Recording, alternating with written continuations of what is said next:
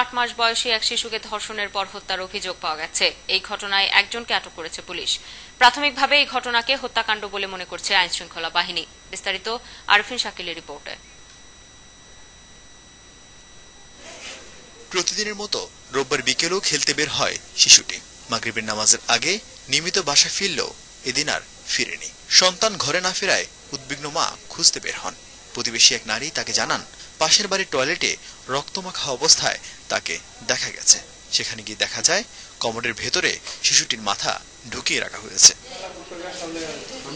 পরে সেখান থেকে শিশুটিকে উদ্ধার করে হাসপাতালে নেওয়া হলে চিকিৎসকরা মৃত ঘোষণা করে।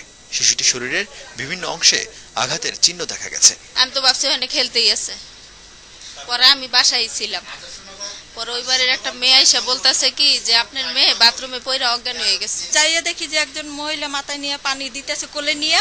পরে আমরা চিল্লাচিল্লি করলাম, ডাকতে আসি, টানা টানা করে একটু সামান্য তাকাইছিল। খবর পেয়ে পুলিশ ঘটনাস্থলে এসে ময়নাতদন্তের জন্য মরদেহ ঢাকা মেডিকেল কলেজে পাঠায়। শিশুটির মার্ক আছে এবং গলায় দাগ আছে। তো প্রাথমিকভাবে আমাদের কাছে এটা হত্যাকাণ্ডই মনে হচ্ছে। তো এই বিষয়ে আমরা পোস্টমর্টম করার পর তারপর আমরা বলতে পারবো আসলে কি ঘটেছে এবং আমাদের তদন্ত কার্যক্রম চলছে। এমন নৃশংস ঘটনার সুষ্ঠু বিচারের দাবি জানিয়েছে স্থানীয়রা।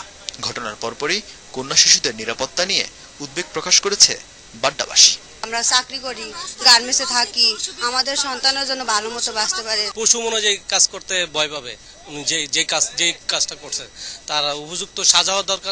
বাচ্চারই যখন ইয়ে করতে আসছে, তো বড় বড় বাচ্চা রাস্তাঘাটে কিভাবে চলবো, তো সেটাই ভয় আছে।